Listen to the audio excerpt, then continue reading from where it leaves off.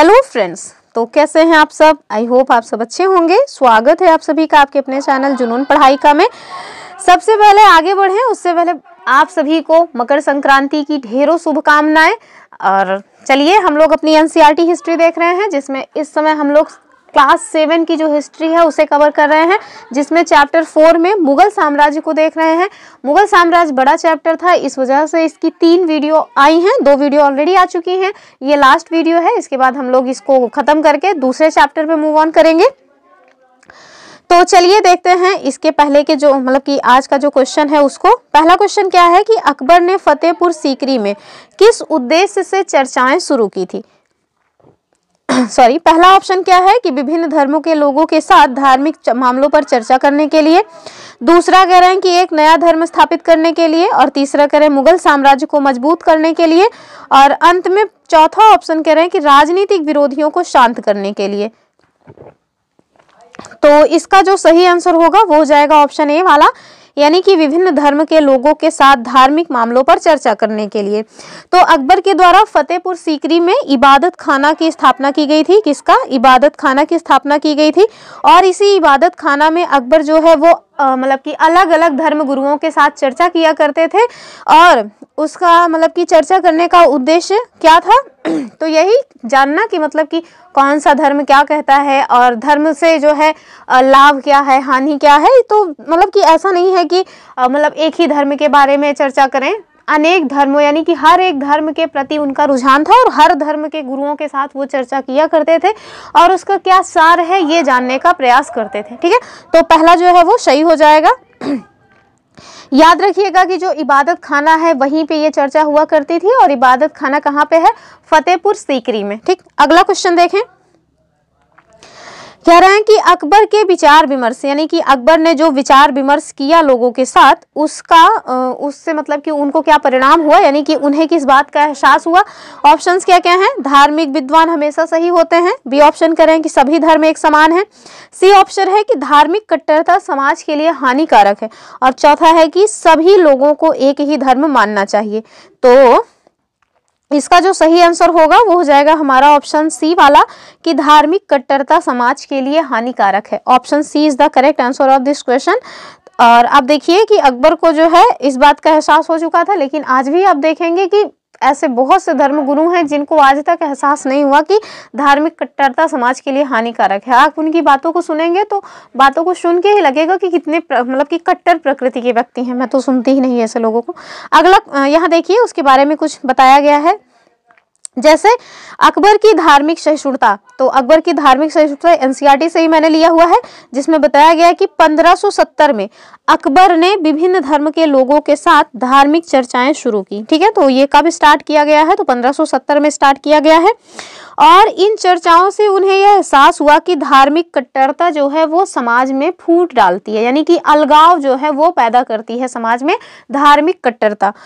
और इसीलिए उन्होंने सुलह ए कुल यानी कि सर्वत्र नीति, यानी कि हर जगह जो है शांति का भाव हो, इस तरह की नीति जो है वो अपनाई। तो उसको बोलते क्या है? सुलह ए कुल की नीति। ठीक, यहाँ देखिए मतलब कि इनके द्वारा इबादत खाने की स्थापना की गई। और किस लिए की गई? तो यहाँ बता रहे हैं कि अकबर ने विभिन्न धर्मों के लोगों के साथ चर्चा करने के लिए इबादत खाना की स्थापना की। और यहाँ पे विभिन्न धर्म के विद्वान एक साथ आकर के अपने विचारों का आदान प्रदान किया करते थे। ठीक है, तो जहाँ पे वो विचार विमर्श किया जाता था, जहाँ चर्चाएं की जाती थी, उसको क्या कहते थे? इबादत खाना। कुछ अन्य महत्वपूर्ण बिंदु हैं, जैसे अकबर ने धार्मिक रीति रिवाजों और मतांधता पर बल देने वाले विद्वानों की आलोचना की। यानी कि ऐसे लोग जो बहुत धार्मिक रूप से कट्टर थे और मतलब कि बहुत मतांधता यानी कि मतलब कुछ भी लॉजिक नहीं होता था, बस किसी एक चीज पे अड़ गए तो अड़ गए। तो मतलब कि इन ऐसे लोगों की उनके द्वारा आलोचना की गई। दूसरा देखें कि अकबर की धार्मिक सहिष्णुता की जो नीति है, इसने मुगल साम्राज्य में विभिन्न धर्म के लोगों के बीच सद्भाव स्थापित किया, यानी कि भाईचारा स्थापित किया। तो इसका सही आंसर जो था वो हमने आपको बता दिया। कुछ अन्य पॉइंट थे वो भी हमने देख ही लिए। अगला क्वेश्चन है कि अकबर ने किस भाषा में संस्कृत ग्रंथों का अनुवाद करवाया था। ऑप्शंस क्या क्या हैं? अंग्रेजी, फारसी, उर्दू, लैटिन। तो फारसी अंग्रेजी और लैटिन तो नहीं ही होगा, ये तो देख के ही समझ आ रहा है कि उस टाइम पे वो ये सब क्यों करवाने लगे। हमें कंफ्यूजन हो सकता है फारसी और उर्दू में, तो इसका जो सही आंसर होगा वो क्या हो जाएगा? वो हो जाएगा ऑप्शन बी वाला, यानी कि फारसी। तो अकबर के द्वारा फारसी मतलब की भाषा में जो हमारे ग्रंथ रहे हैं उनका अनुवाद करवाया गया है, स्पेशली जो हमारे धार्मिक ग्रंथ रहे हैं भारत के, ठीक है, हिंदुओं के जो धार्मिक ग्रंथ रहे हैं, ये कहें तब भी कोई गलत नहीं होगा, ठीक है। तो आप देखिए अगला क्वेश्चन, और अभी नीचे मैंने इसका एक्सप्लेनेशन भी लगाया हुआ है। अगला क्वेश्चन है कि अकबर ने अनुवाद कार्य के लिए कहाँ एक मकतब खाना स्थापित किया। तो अभी हमने ऊपर देखा था कि चर्चाओं के लिए, यानी कि धार्मिक जो चर्चा है उसके लिए उनके द्वारा इबादत खाने की स्थापना की गई थी। तो वैसे ही आप देखें कि ये इन्होंने मतलब कि जो हमारे संस्कृत के ग्रंथ थे उनको फारसी में अनुवाद कराया। तो जहाँ पे अनुवाद कराया उसको कुछ बोला जाता रहा होगा ना, मतलब कि ऐसा तो है नहीं कि कहीं पर भी आओ बिस्तर पे लेटे हुए हैं हो रहा, ऐसा नहीं है ना, कोई ना कोई एक जगह होगी मतलब जहाँ पे इनके द्वारा ये सारे काम करवाए जाते रहे होंगे। तो इसका जो सही आंसर है वो क्या हो जाएगा? दिल्ली, आगरा, फतेहपुर सीकरी या लाहौर। तो सही आंसर जो होगा वो हो जाएगा सी वाला, यानी कि फतेहपुर सीकरी, ठीक है। तो इसी फतेहपुर सीकरी में इबादत खाने की भी स्थापना हुई है, और इसी फतेहपुर सीकरी में ही मकतब खाने का स्थापना हुआ है, ठीक है, जिसमें मकतब खाना में आप देखेंगे कि ग्रंथों का अनुवाद होता था, जबकि जो इबादत खाना था उसमें धार्मिक ग्रंथों पे चर्चा होती थी, या धार्मिक जो गुरु हैं, धर्म गुरु, वो उनके साथ अकबर बैठ करके विचार विमर्श किया करते थे, उनके भाव मतलब जो विचार है उसको सुनते थे और समझते थे। चलिए अगला क्वेश्चन देखेंगे। यहाँ पे देखिए आपसे बता रहे हैं कि अकबर ने कई संस्कृत ग्रंथों के फारसी में अनुवाद करवाए, ठीक है, और इस उद्देश्य हेतु इन्होंने फतेहपुर सीकरी में एक मकतब खाना या अनुवाद ब्यूरो की स्थापना की। महाभारत, रामायण, लीलावती और या मतलब कि योग वशिष्ठ जैसे कुछ उल्लेखनीय संस्कृत ग्रंथों का अनुवाद करवाया गया। यहाँ देखिए रजमनामा महाभारत का फारसी अनुवाद है, इसमें महाभारत की घटनाओं का विस्तृत चित्रांकन है, ठीक है। तो फारसी में जो हमारी महाभारत महाकाव्य है उसका भी अनुवाद करवाया गया है फारसी में, और किसके द्वारा? अकबर के द्वारा, और उसमें उसका नाम क्या रखा गया? तो रखा गया रजमनामा, ठीक है। तो फारसी में हमारा जो मतलब कि महाभारत है उसका अनुवाद करवा के उसका नाम क्या रखा गया? रजमनामा। कई बार पूछा गया है। चलिए अगला क्वेश्चन देखते हैं। आप लोगों ने देखा होगा, अगर हमारी जो वीडियो है इसको स्टार्टिंग से फॉलो करते आ रहे होंगे, तो जो लास्ट में हमारी एनसीईआरटी का चैप्टर है उसके लास्ट में अन्यत्र करके एक पॉइंट दिया रहता है, ठीक है। तो वो जो अन्यत्र है वो एग्जैक्टली वर्ल्ड हिस्ट्री से संबंधित है, तो उससे मैंने आज क्वेश्चंस बना लिए उस पैराग्राफ से, और आपको पैराग्राफ भी दिखा दिया जाएगा। कह रहे हैं कि सुलेमान किस वंश के शासक थे। और आप याद रखिएगा जो बीपीएससी का टीआरई का एग्जाम होता है उसमें जो है पूछा जाता है खूब अच्छे से, जो हमारा वर्ल्ड जो हिस्ट्री है वो वर्ल्ड से मतलब वर्ल्ड हिस्ट्री को ही ज्यादा पूछते हैं, तो याद रखिएगा, इसको देख लीजिएगा। कह रहे हैं कि सुलेमान किस वंश के शासक थे। हमारे पास ऑप्शंस क्या है? मुगल, सफाविद, ऑटोमन या इनमें से कोई नहीं। तो ये जो सुलेमान थे ये ऑटोमन तुर्की वंश के जो है ये संस्थापक माने जाते हैं। तो ऑप्शन जो सी वाला है वो सही हो जाएगा। इनका टाइम पीरियड आगे पूछ रहे हैं कि सुलेमान का शासन काल कब से कब तक था। हमारे पास ऑप्शंस क्या क्या हैं? 1520 से 1566, 1558 से 1603 या फिर 1588 से 1629, चौथा है कि 1530 से 1584। तो सही आंसर क्या होगा? ऑप्शन ए वाला, यानी कि जो सुलेमान थे जो कि ऑटोमन तुर्की के संस्थापक थे, वो उनका समय काल कब से कब तक रहा है? 1520 से 1566, ठीक। अगला जो क्वेश्चन है, कह रहे हैं कि सुलेमान ने किस क्षेत्र में अपना विस्तार किया। ऑप्शंस क्या क्या हैं? भारत, यूरोप, अफ्रीका या फिर उपरोक्त सभी। तो वैसे इन्होंने अफ्रीका और यूरोप दोनों में किया है, लेकिन हम लोग अकॉर्डिंग टू ऑप्शन चलेंगे तो उसके हिसाब से आप देखिए भारत में इनका विस्तार हुआ नहीं, तो जाहिर सी बात है कि उपरोक्त सभी होगा नहीं। इसका सही आंसर जो है वो हो जाएगा बी वाला, यानी कि यूरोप, ठीक है। तो option B is the correct answer. Next question है कि सुलेमान को किस उपाधि से जाना जाता है या जाना जाता था। हमारे पास ऑप्शंस क्या है? अकबर, तो बिल्कुल भी नहीं।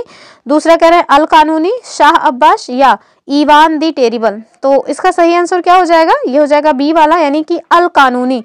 तो अल कानूनी जिसका मतलब कि अगर आप हिंदी अर्थ जानना चाहें तो हो जाएगा विधि निर्माता, ठीक। तो ये जो सुलेमान है इनको विधि निर्माता या अल कानून की उपाधि से सम्मानित किया गया था या इस उपाधि से जाना जाता था। अगला क्वेश्चन क्या है कि सुलेमान के शासनकाल में क्या किया गया था। ऑप्शंस क्या क्या है। नियम कानून बनाए गए, नौसेना का पुनर्गठन किया गया, साम्राज्य का विस्तार हुआ या उपरोक्त सभी। तो अब देखिए कि कोई भी शासक हो तो उनके टाइम पीरियड में इस तरह की घटनाएं होती ही हैं। तो इसका सही आंसर क्या हो जाएगा, डी वाला, यानी कि सभी के सभी स्टेटमेंट सही हैं। तो ये इसका आंसर दिया हुआ है। यहाँ देखिए राज्य और जो अन्यत्र में आता है ना, अन्यत्र मैंने आपको बताया कि एनसीईआरटी में लास्ट पेज में हर चैप्टर के मतलब कि अंत में अन्यत्र करके पॉइंट दिया हुआ है, तो वहीं से मैंने ये क्वेश्चंस लिए थे। यहाँ देखिए आपसे बता रहे हैं कि 16वीं सदी में मुगलों के लगभग समकालीन संसार के विभिन्न भागों में भी कई महान शासक या राजा रानियां हुए। इनमें ऑटोमन तुर्की के जो सुल्तान थे जिनका नाम था सुलेमान, जिनका समय काल कब से था 1520 से 1566, ये भी शामिल हैं। ठीक है, तो आपसे पूछा जा सकता है कि तुर्की में जो है मुगलों के समकालीन कौन थे, तो याद रखिएगा तुर्की में मुगलों के समकालीन सुलेमान शासक थे। स्पेशली जो है 1520 से 1566 के मध्य, अर्थात बाबर से तुलना की जा सकती है कि जब बाबर यहाँ हमारे यहाँ भारत देश में आए थे तब तुर्की में कौन से शासक का जो है शासन चल रहा था, तो उस टाइम पे थे सुलेमान। ठीक, और इसमें देखें कि उसके राज्य में ऑटोमन राज्य का विस्तार यूरोप की ओर हुआ। ठीक है, उसने हंगरी को अपने राज्य के साथ मिला लिया और ऑस्ट्रिया को भी घेर लिया और उसकी फौजों ने बगदाद और इराक भी हथिया लिया। मोरक्को तथा उत्तरी अफ्रीका का बहुत सा हिस्सा ऑटोमन जो है वो अपनी ही सत्ता में मानते थे। सुलेमान ने ऑटोमन नौसेना का पुनर्गठन किया और साथ में पूर्वी भूमध्य सागर के इलाके पर इस नौसेना के प्रभुत्व की वजह से स्पेन के साथ भी उसकी प्रतिस्पर्धा हुई है। मतलब कि आसपास के जितने भी इलाके रहे हैं कुछ भी उसने छोड़ा नहीं, यानी काफी प्रतापी शासक रहे हैं। साथ में अरब सागर में देखिए कि अरब सागर में इस नौसेना ने पुर्तगालियों को चुनौती दी। सम्राट को, यानी कि जो सुलेमान सम्राट हैं, इन्हें किस उपाधि से जाना जाता था, ये देखिए यहाँ लिखा हुआ है कि अल कानूनी अर्थात विधि निर्माता जो है ये वाला खिताब दिया गया। क्यों दिया गया था ये भी बता रहे हैं, क्योंकि उसके शासनकाल में बड़ी संख्या में नियम कानून बनाए गए थे। और इन नियमों का लक्ष्य क्या था, तो इन नियमों का लक्ष्य था बढ़ते हुए साम्राज्य के विभिन्न क्षेत्रों को ध्यान में रखते हुए जो प्रशासनिक तरीके हैं इनका मानकीकरण करना, ताकि जो किसान हैं उनको बेगार और भारी करों से बचाया जा सके। तो ये भी इम्पोर्टेंट पॉइंट है कि क्यों किया गया था, ताकि किसानों को जो है बेगार और भारी करों से बचाया जा सके। आगे चल करके आप देखिए कि 17वीं शताब्दी में ऑटोमन क्षेत्रों में जब सार्वजनिक व्यवस्था का पतन हुआ तो सुलेमान कानूनी के काल को आदर्श शासन काल के रूप में याद किया जाने लगा। ठीक है, तो ये सारे पॉइंट्स याद रखिएगा। आगे देखिए अकबर के अन्य समकालीन जो शासक हैं उनको भी बता दिया गया है, पूछा जाता है, 1000 बार पूछा गया है अकबर के समकालीन शासकों के बारे में। तो यहाँ देखिए अकबर के जो अन्य समकालीन शासक हैं, जिसमें आप देखिए कि इंग्लैंड की शासिका कौन थी, तो रानी एलिजाबेथ थी, जिनका समय कब से कब तक रहा है, तो 1558 से 1603 तक। आप देखिए कि 1605 में अकबर जो है वो मृत्यु उनकी हुई है और तब तक आप देखिए यानी कि 1603, केवल 2 साल पहले ही महारानी एलिजाबेथ का जो है देहांत हुआ है, वरना दोनों लोग एक साथ ही चल रहे थे। ठीक है, वैसे हमने देखा कि इंग्लैंड में कौन थी, तो रानी एलिजाबेथ थी। इधर देखिए कि ईरान में कौन थे, तो ईरान में जो है सफाविद शासक जो है शाह अब्बास थे और इनका समय कब से कब तक रहा है, तो 1588 से 1629 तक। ठीक है, और इसके साथ साथ और देखिए कि और इनसे कहीं ज़्यादा जो विवादास्पद हैं वो रूसी शासक जार हैं, जिनका नाम क्या था, तो रूसी शासक इवान चतुर्थ बेसिलिएविच है। ठीक है, बड़ा अजीब सा नाम है, क्या नाम है, बेसिलिएविच। और कब से कब तक, तो 1530 से 1584 तक। जो किस नाम से जाने गए, तो याद रखिएगा इवान दी टेरिबल नाम से जाने गए। ये क्वेश्चन मतलब कि बन सकता है आराम से कि रूसी शासक जार इवान चतुर्थ जो हैं उनको किस नाम से जाना गया, तो भैया कुख्यात थे, विख्यात नहीं थे, कोई मतलब बड़ी अच्छी उपाधि नहीं थी उनकी, देखिए कुख्यात थे। ठीक है, तो इवान दी टेरिबल याद रखिएगा। इस टाइप का क्वेश्चन बीपीएससी में पूछा गया है, बीपीएससी टीआरई में, अभी मुझे याद नहीं आ रहा। आगे हम लोग क्वेश्चन सॉल्व करते चलेंगे ना, बहुत सारी चीजें आपको देखने को मिलेंगी जो एनसीईआरटी से डायरेक्ट पूछी गई हैं एग्जाम्स में। यहाँ देखिए एनसीईआरटी में जो है खुद से क्वेश्चन दिया रहता है सॉल्व करने के लिए, तो उसमें मैंने आपको ये क्वेश्चन दिया हुआ है सॉल्व करने को, हालांकि मैंने सॉल्व करके लगा दिया है। और हाँ, जो सीटेट होता है ना, सीटेट एसएसटी, उसमें आप देखेंगे कि कई बार क्वेश्चंस यही वाले क्वेश्चंस कॉपी पेस्ट कर दिए जाते हैं, तो इन सारे क्वेश्चंस को देखना मस्ट होता है। चलिए देख लेते हैं। आपको यहाँ सही जोड़े बनाने के लिए दिए गए हैं, ठीक है। एक साइड क्या क्या दिया है, मनसब, मंगोल, सिसोदिया राजपूत, राठौड़ राजपूत, नूरजहां या सूबेदार, और एक साइड में आपको मारवाड़, गवर्नर, उज्बेक, मेवाड़, पद और जहांगीर दिया गया है। तो चलिए इसको मैच कर लेते हैं। ये मैंने मैच करके लगाया ही है, तो इसी में देख लेते हैं। तो कलर चेंज करूं पहले। यहाँ देखिए मनसब, हमने आपको बताया था कि जो मनसब है वो क्या था, तो पद था। मनसब जो है वो पद था, या फिर मतलब कि मनसबदार हुआ करते थे ना, तो ये पद था। फिर देखें मंगोल, तो ये जो मंगोल हैं इनको आप कहाँ से देखेंगे, तो उज्बेक, आप देखेंगे मंगोलों की एक शाखा से जो है संबंधित थे उज्बेक, ठीक है। सिसोदिया राजपूत कहाँ के थे, तो मेवाड़ के थे सिसोदिया राजपूत, और जो राठौड़ राजपूत जो है वो मारवाड़ के शासक थे। और साथ में आप देखें कि जो नूरजहां है इनका जो संबंध है वो जहांगीर से था। क्यों? क्योंकि जो नूरजहां है वो जहांगीर की पत्नी थी, और ये इन्होंने शादी कब की थी, मैंने बताया था ना कल की 1611 में शादी की थी इन्होंने।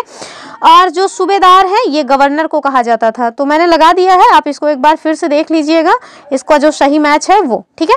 चलिए अगला क्वेश्चन देख लेते हैं। क्वेश्चन वही एनसीईआरटी से ही, ये भी है एनसीईआरटी में इस टाइप का भी क्वेश्चन दिया हुआ था, फिल इन द ब्लैंक्स करके।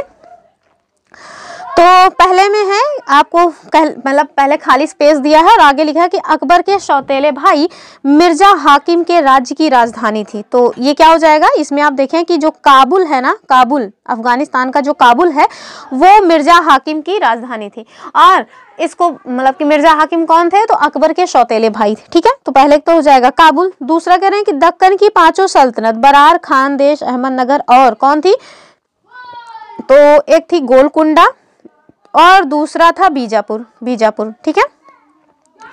आप मुझे कमेंट करिएगा, आज मैंने कुछ भी होमवर्क नहीं दिया था, अभी दे रहे हैं, कि मैंने कल बताया था ना कि जो औरंगजेब हैं उनके द्वारा गोलकुंडा और बीजापुर को जो है कब्जा किया गया था, अपने साम्राज्य का हिस्सा बनाया गया था, और साथ में जो अहमदनगर है उसको शाहजहां के द्वारा कब्जा किया गया था।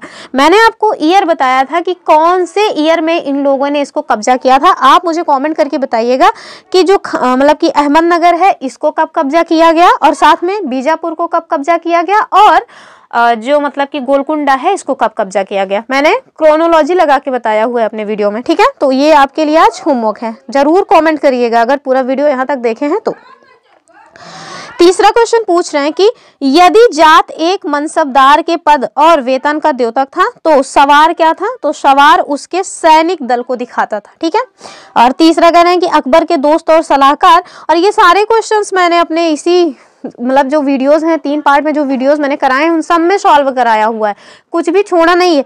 एक चीज, ये खासियत आप समझ सकते हैं मेरे इन वीडियोस की, कि मैंने हर एक पैराग्राफ जो भी एनसीईआरटी में चैप्टर्स दिए हुए हैं हर एक पैराग्राफ से क्वेश्चंस बनाए हैं, कोई भी पैराग्राफ छोड़ा नहीं है।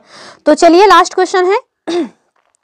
अकबर के दोस्त और सलाहकार अबुल फजल ने उसकी मतलब कि अकबर की विचार को गढ़ने में मदद की। आपको बताना है कौन सा विचार है जिसको गढ़ने में मदद की, जिसके द्वारा वह विभिन्न धर्मों, संस्कृतियों और जातियों से बने समाज पर राज्य कर सका। तो इसका जो सही हो जाएगा वो हो जाएगा सुलह-ए-कुल, ठीक है। क्या हो जाएगा, सुलह-ए-कुल। तो सुलह-ए-कुल, और मैंने बताया हुआ है ये सारी चीजें, अगर आप पूरी तीनों जो वीडियोस हैं उनको क्रम से देखेंगे तो ये सब आपके बाएं हाथ का खेल हो जाएगा, क्योंकि सब एक के बाद एक मैंने सॉल्व कराया है खुद से क्वेश्चंस बना करके। तो ये रही आज की वीडियो। आई होप आप लोगों को वीडियो पसंद आई होगी, और इसी के साथ चैप्टर जो हमारा 4 था क्लास 7 हिस्ट्री का एनसीईआरटी का वो भी समाप्त हुआ। अब हम लोग चैप्टर 5 पे मूव ऑन करेंगे। तो चलिए एक बार फिर से आप सभी को मकर संक्रांति की ढेरों शुभकामनाएं। और अपने इसी चैप्टर पे हमने जो लूसेंट है ना, लूसेंट मैंने पहले भी पढ़ाना स्टार्ट किया था, लेकिन उसको लाइन टू लाइन हम कवर कर रहे थे रिवीजन के फॉर्म में, लेकिन अब मैंने उसमें जो एमसीक्यू है उसको बनाना स्टार्ट किया है। अब हम लोग उसको पूरा जो लूसेंट पॉलिटी है एमसीक्यू के फॉर्म में देखेंगे। आज उसका पहला वीडियो मैंने पब्लिक कर दिया है। अगर आप लोगों को इंटरेस्ट हो पॉलिटी में, स्पेशली लूसेंट में, तो आप लोग उसको देख सकते हैं, लाइक कर सकते हैं, कमेंट कर सकते हैं। चैनल को सब्सक्राइब करके रखें नए नए वीडियोस के लिए। फिर मिलेंगे अपने नेक्स्ट वीडियो में, तब तक के लिए बाय बाय एंड जय हिंद।